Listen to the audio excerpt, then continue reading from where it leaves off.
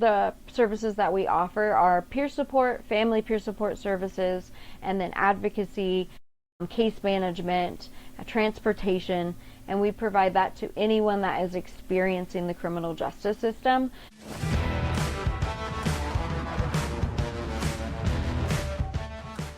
Hello and welcome back to the Ignition Path podcast. I'm your host Kyle Goodknight. Before we get too far into it, just make sure that you like, subscribe, and share.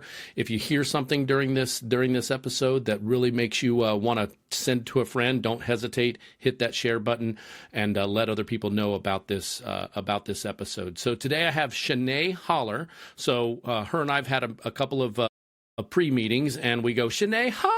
And she goes, so holla back. Holla back, y'all. So with names like ours, we always have to, we just have to have fun with them, right? Kyle, good night. Is it morning yet? What was the one I got yesterday?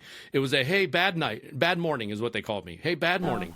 You know, the two opposites. Wow. So not good, but bad, not morning, but night. Yeah. So, it's, par for the course. We're used to it, right? Yes, very much so.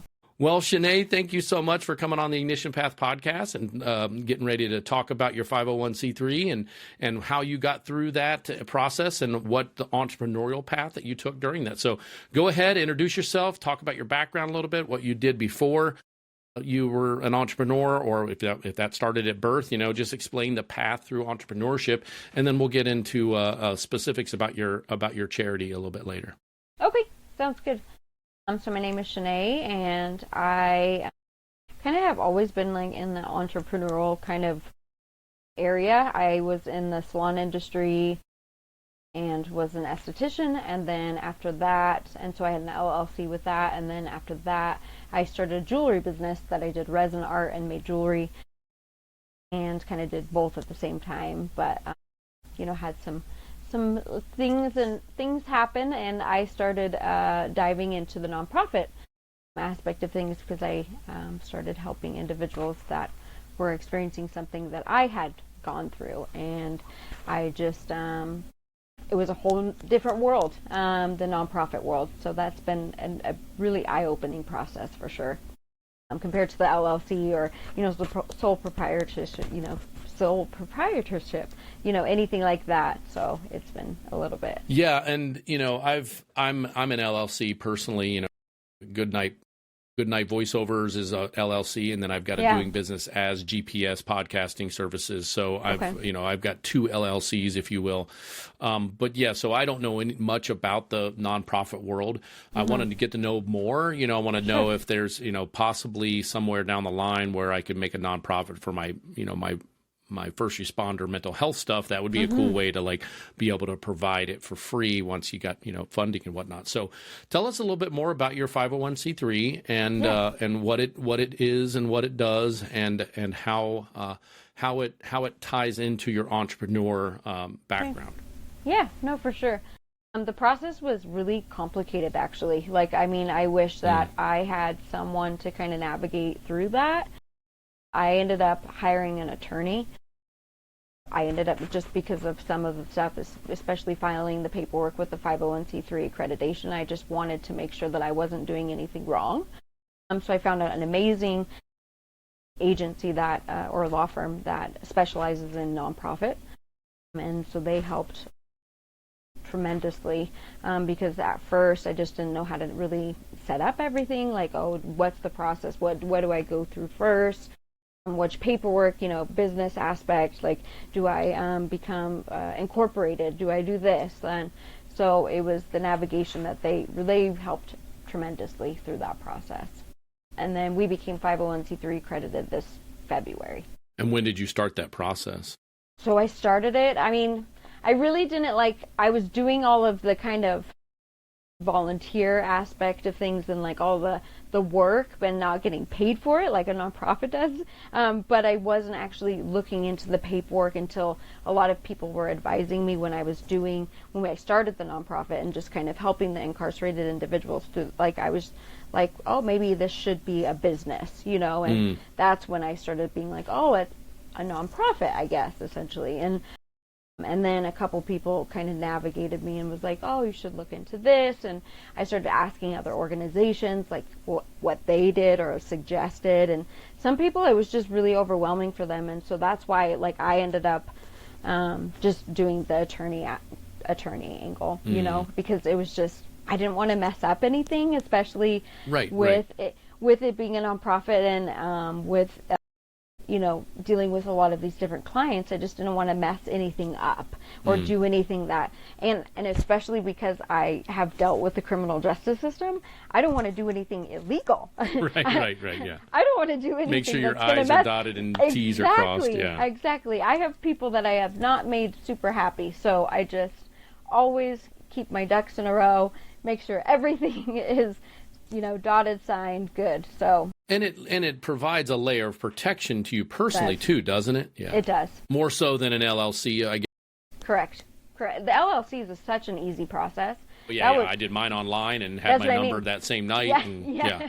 I was like, sweet, $100, done, got a company. Yeah. No, exactly. And then you get that, and then you're all set up, you know, and then you just pay on it and keep that consistent. But with the nonprofit, there's so many different angles. Well, you have to have a board. Exactly, the board. Now, are you on the board as well, or correct. Are you okay? So you can be a board member, but you can't be like the president of the board since you were the one that initiated it, right? Like, so there's different states have different laws. Oh, okay, that makes sense. Every state has a different law, so you just have to look into. And that's why it was better to have an attorney as well, right? They could know. Suggest. Well, I thought I also heard that like you can open a nonprofit in a different state even though you dwell in another state. Correct. That the nonprofit is built in Nevada per se, but I'm in Ohio. Yep. So you can do that too. Yes. Yeah, there's so many different things, but I learned a lot because certain states you can be the executive director and the president. Oh, and okay. So it's just Get a lawyer. Get a firm that specializes in it. That's the common theme. Yeah. Yeah, it's just because then they can advise you to the correct roles and responsibilities for everyone too. You know, and just making sure that you are doing everything that isn't going to harm anything in the process, especially because obviously it's going to be your baby. Like you want it to be, you know, something that's going to be good at the end of the day. Right. So. Well, and you know, podcasting, as much as I've been podcasting, I have 2 podcasts on my own, and I help 7 others do their podcasts. So it's one of those things where I never knew that podcasting would get me into wanting to know more about 501c3s and nonprofits, but there's quite a bit out there. And it's actually a fairly smart way to run a business if there's a certain population that can't really pay for the services that you provide. So talk a little bit about what you provide inside of your 501c3 what is the specialty that you do to help a client that comes into the Okay, yeah. So all of our services are free. So, and what the services that we offer are peer support, family peer support services, and then advocacy, case management, transportation, and we provide that to anyone that is experiencing the criminal justice system. So whether you're incarcerated, whether you're the family member, whether you are, whether you just got a ticket and you don't know what to go through, just anything justice related that you are experiencing, we help navigate. Housing we help with too, but that's, extension of case management, but just help set them up for success through the process. Wow, that's cool. I just met somebody yesterday, the day before, that has a nonprofit. Actually, I think I had a call with her yesterday, and she's going to come on my podcast Friday, and she's a nonprofit, and what she does is she gets vehicles for single mothers. So I need to hook you guys up. I need to introduce you. Because we need that for a lot. her that name would be is really awesome. Right here on my calendar, Cindy. Well, I won't. Yeah, I'll. Okay. Yeah. No, I got to make sure. I guarantee you I shouldn't say guarantee you. I am sure that she'll want people to know her name, but. No, but I would love to have that because that would be really great. I'll hook you guys up, and that's another reason why I podcast. I would have, I would have never been able to put these two together unless I met you a week or two ago, and I met her yesterday. Yeah. And you're both nonprofits, and nonprofits need other nonprofits sometimes to be inside of them, and there's or to be within the, the network of them, so they can like, oh, you know what? We really need to help you get a car so you can get to your job. And we've helped you get your job and helped give you a house. But man, we can't afford the car now. But wait a second, there's a car person I know that we can go through their service. So resources are the best. And like we always, we address them as community partners. Anyone that's going to help our individuals through the process is the best extension. So any resource, we're like, please, I snatch that up and add that to our list, because it takes a village. It takes, a whole village to help some of these, some of these individuals. And what is the name of your nonprofit again? I don't know if we said Justice by Objectives. Yeah. Justice by Objectives is the name of your nonprofit. Fantastic. And all those links for that will be in the notes and stuff, where people can go to your website and read all about it and maybe even donate, right? Yeah. Always open for donations, great. Right? Yeah, because that supports you. Now, now, when it comes to the business side of a nonprofit, people get paid for their services inside of it. Talk a little bit about that. Like how do, because I've always felt, before I've learned about nonprofits, there has been some people that have said that nonprofits are there to kind of hide money or to pay the wrong. Like, talk a little bit about that and debunk that for anybody listening that says that nonprofits are just there to line the pockets of the people that are running it. So, of course, I save lives for a living. I'm a paramedic. I get paid to do that. I don't get paid extra. Somebody doesn't pay me more to save their life compared to someone else. But it's just one of those things where I'm a firm believer that, my business, my voiceover business, my podcasting business, I provide a service that is top notch, and I get paid for my services. And when I don't get paid for my services, it's not as top notch because there's just not as much. You may push it off. It's not as upfront. So talk a little bit about when it comes to, having an income from a 501c3 that you set up and how that works, and what did they explain to you? Did you have any questions about that when you first started it, or any what's the word I'm looking for?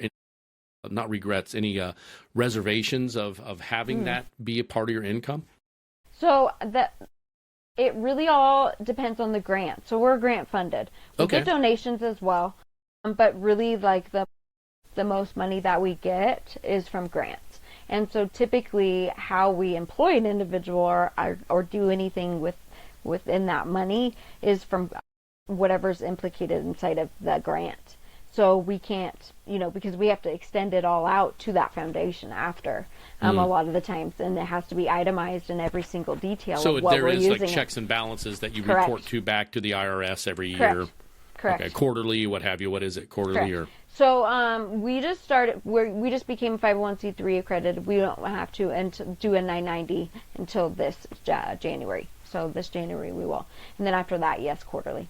Yeah, awesome. Yeah. So tell us a story about someone that was, that truly benefited from your service, that may have been, don't say name. I don't know how HIPAA. I'm involved with HIPAA with medical stuff, so I can tell generalities like, oh, we had a 22-year-old male who overdosed, but I can't say anything more than that. You know what I mean? I can't say where it was, who he was. Sometimes I can't even say if it's a male or female. But it's one of those things where I can use it for training purposes if it's going to better my profession and my my coworkers. But I can't come home and be like, hey, listen to this, and tell the whole story and give names and specifics. It's all the HIPAA stuff. So are you bound by some sort of HIPAA thing when it comes, or some form of HIPAA when it comes to being able to tell a story about someone inside of your service that could demonstrate exactly what, how valuable it is to have this kind of service out there for that individual? We just we can't discuss names. And so we also have all of our clients sign usually some, confidentiality agreements, and just like saying like we might discuss certain things like on our website, or we might have this if you're okay with it, sign this document, and just making sure that they're okay with everything. So yeah, that's how, just because we are not technically like HIPAA because we're not medical professionals. Gotcha. But there's still like a moral code. 100%. Yeah. Okay. 100%. Gotcha.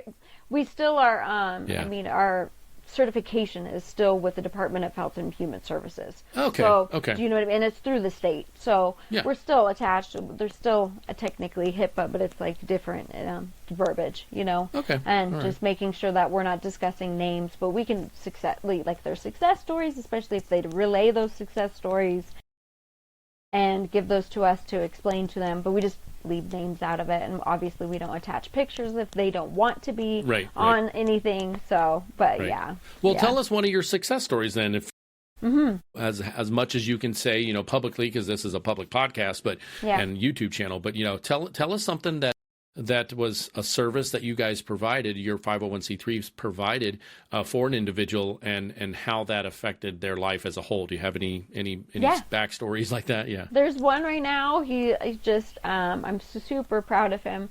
He is just doing phenomenal.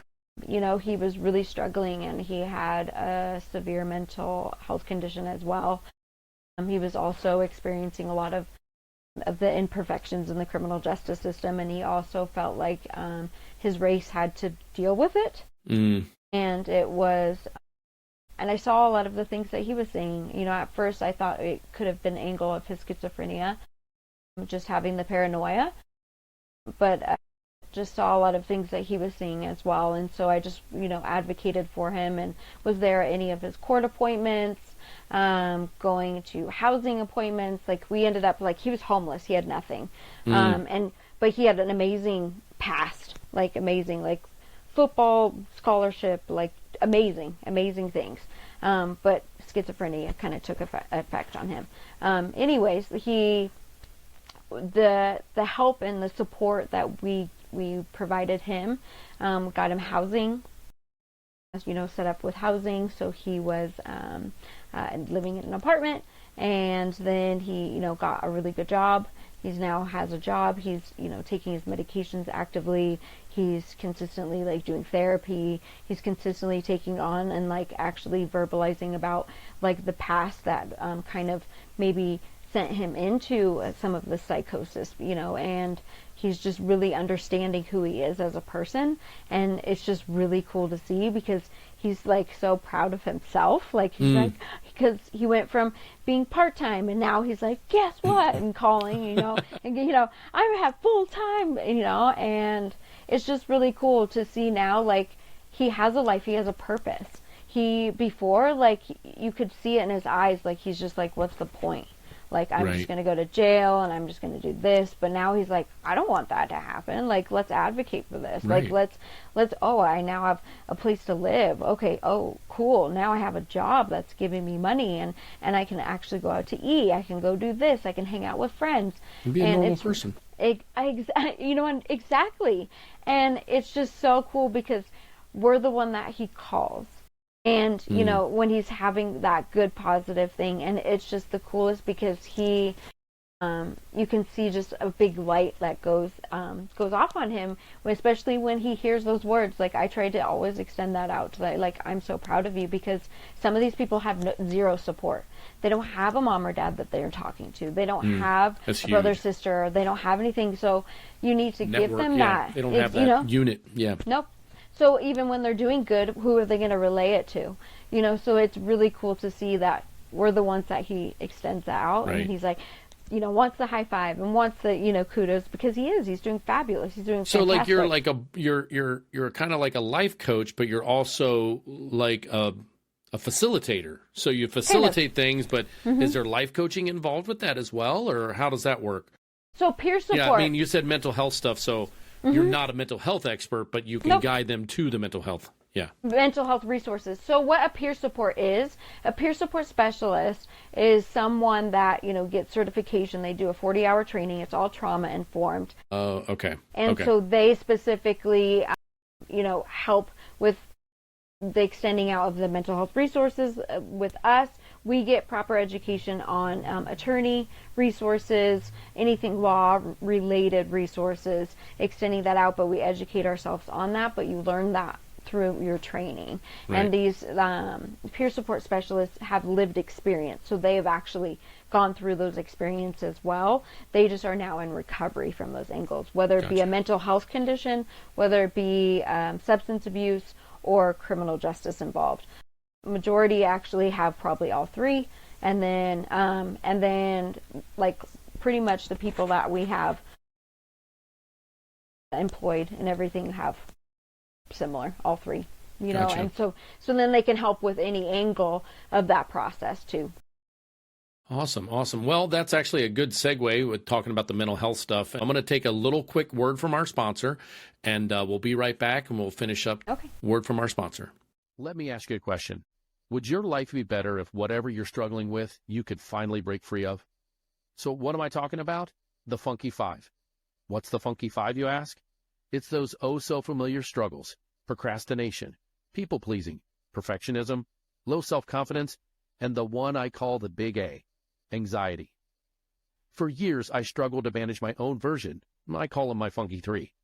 I had 3 of these Funky Five weighing me down. I've tried just about everything to deal with them. Then a guest on my podcast, Daniel Packard, shared with me a profound thought that I had never thought of. So Daniel, a UC Berkeley engineer, spent 8 years working with this team and over 3,000 people to create an approach that doesn't just help you manage these issues. It actually frees you from them by getting right to the root of what's holding you back. So after meeting with Daniel, I decided to give it a shot, and within 6 short weeks, gone. Truly gone. I was so amazed. The number one thing I was dealing with was procrastination. But miraculously, a deeper-rooted struggle with people-pleasing, something I'd been unknowingly battling for a lifetime, lifted entirely. And the anxiety that came with them both, gone as well. Are you tired of battling any of your Funky Fives? People-pleasing, procrastination, perfectionism, low self-confidence, and the biggest happy killer of them all, the A word, anxiety. Imagine how much better life would be if you weren't just managing these things, but free of them, quickly, and yes, permanently.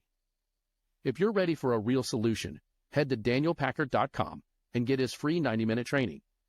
Daniel himself will walk you through what makes his approach so different and teach you a technique you can use immediately to start feeling the difference. So if any of the Funky Five, or maybe your own version of the Funky Five, are holding you back, don't wait. Visit danielpackard.com. You can truly get results and start living the life you want. Okay, we're back, and once again, if anything that Daniel said during that little segment there, or that I said about Daniel, don't hesitate. Go to danielpackard.com.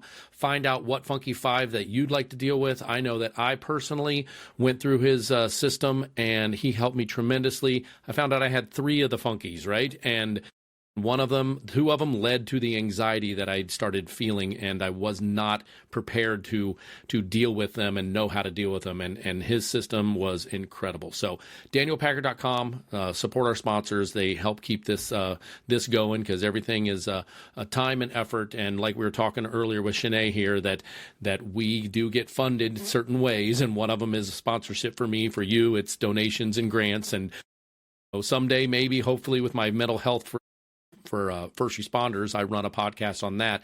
I can maybe tap into Channae's expertise, and maybe get me connected to her lawyer to see how I can do a nonprofit, so my first responders can get some stuff because a lot of times first responders, when their back's up against the wall, they may have already lost their job, they already may have lost their marriage and all that stuff. So it's I bring people on my podcast that have connections in multiple different webs of stuff, and learning about a 501c3 tonight and hearing more about it, just gets my wheels a turning. Like, okay, how can this possibly eventually down the line help me and my goals and my mission that I'm striving for? So Channae, real quick, when it comes to the fact that how much time? I'm like, how do you take a vacation from this? like when do you have your time? Like, I don't. Because we know that everybody, like the self work that I've gone through, and when I hit my wall and I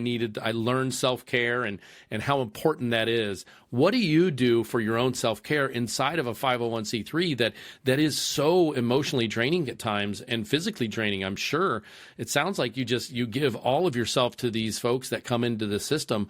Like, what do you do for yourself? Talk me through a little bit about how you do your own self-care. I know you're pretty new. February, we're looking at end of November now, so you're still in probably that honeymoon phase. But what do you do for your self-care to make sure that you are still sharp? So I love yoga. I love music. Music helps me so much.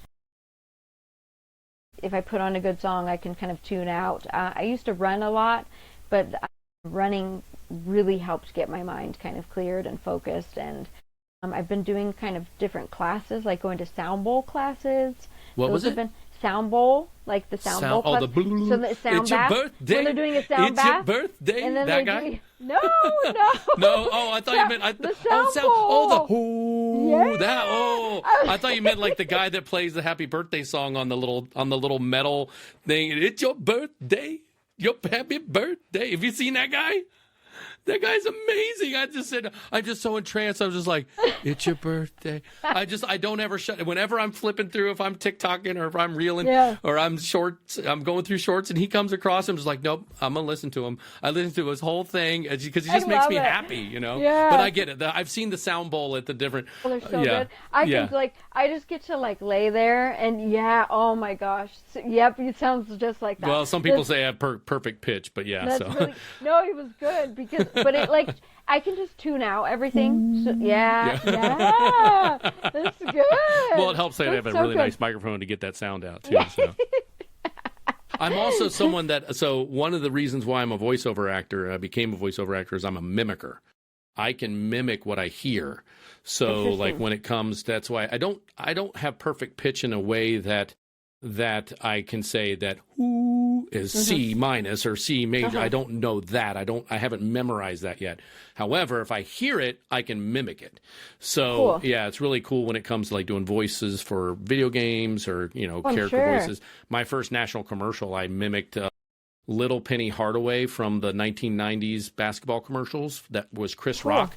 So white guy from Ohio mimicking Chris Rock for a commercial for Yahoo, and I got the job. I'm like, whatever. But that's pretty cool. Yeah, so it's fun. I love being a voiceover actor and getting some of those fun characters and fun jobs. But yeah, so yeah, totally. Back to the bowl thing. But yeah, what about oh my gosh, what? I used to do the harmony balls. Have you ever heard of those? They're metal.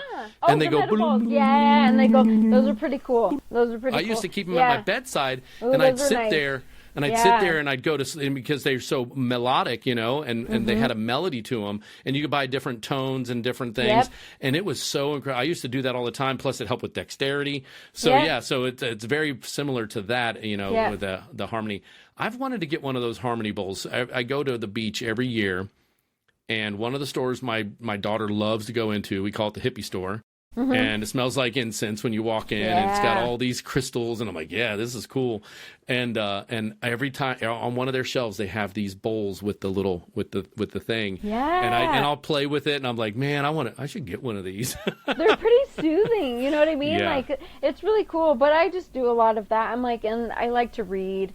I like to study a lot of stuff. I'm actually back in school right now, so that's actually cool. Yeah, so that's well, we're always learning. Yeah. Another key thing for anybody that's in business and entrepreneurs is to be an entrepreneur, you have to be a constant learner. I'm back into a sales learning program that I've gone through plenty. I've gone through a couple even, but like about every 2 years I'll find a different system and I'll be like, $50. Okay, I'll listen to what they have to say. And so I'll get it. And every time I do one, I get another little nugget of information that I can pass on to my own coaching, you know what I mean? And through my own, my own business. So yeah. Well, fantastic. It's fun. Real quick, tell us how to find you. Tell us how to find your charity if anybody wants to donate. A little bit more maybe about like the type of people that like to donate or have donated in the past, and what I know you mentioned the name of it, but specifically if someone has a soft spot for supporting that, what would you tell someone to what your 501c3 supports and whatnot? So. Okay, thank you. So we are Justice by Objectives, and if anyone needs any help, any assistance through the criminal justice process, you can give us a call at 435-565-5229, or our website is justice-by-objectives.org. And then we've had grants and like different opportunities from Larry H. Miller. He gave us a wonderful grant. Then also, Walmart has. We've had also a couple other smaller attorneys have extended out donations. A couple from Idaho, a couple different organizations, and those are kind of the people that have kind of reached out and helped us in this process. Well, and I've got somebody else I'm going to connect you with, the car gal, but also one of my previous podcasts, I had someone on that was falsely imprisoned for 16 years, 17 years, and he's a 501c3 now, and he's a lawyer. So I'm going to connect you. And I may have actually sent you something maybe early on. I think you did. Yeah, I think you might have. So I got to extend out to him. I got to. Yeah, because he's a great guest, or just a good guy to talk to and whatnot to see where you could maybe possibly have some synergy, because that's his big thing. And I thought I saw on his Facebook page in the last month or so, they found he was able to utilize his services and got somebody that was falsely accused and got him free. So. That's incredible. Yeah. So that's so incredible. Our system. I definitely, I believe wholly in our system when it comes to the people that are convicted, to make sure that they, pay their debt and whatnot. But when you're falsely, and there's DNA or all that stuff, that's just as justified as the people that actually were guilty. And it's just as important to make sure that we get it right, and unfortunately, now with technology, we can maybe go back. Like this gentleman was actually, found not guilty after DNA stuff came about, and he was, but he lost 16 years of his life, Mm-hmm. and he went in as a 16-year-old. He was coerced. Yeah, it's a great story. Oh. He almost had me in tears talking about just an incredible story, and super easy guy to talk to, a super nice guy. I can't remember I think he's in Jersey area, but yeah. Okay. I'll definitely reach out. Get connected with him. I know we've talked about a couple, but like I said, when you meet as many people as I do when I'm podcasting, it's like, man, this person's perfect to talk to this person, and I don't know where it's going to go from there, but I got to get introduced. So. No, I love it. All right, Channae, holla back. Thank you so much for coming on the Ignition Path podcast. I hope it was fun for you. It was for me to get to know you a little bit better and hear about what wonderful things you're doing for the people that need the services so bad.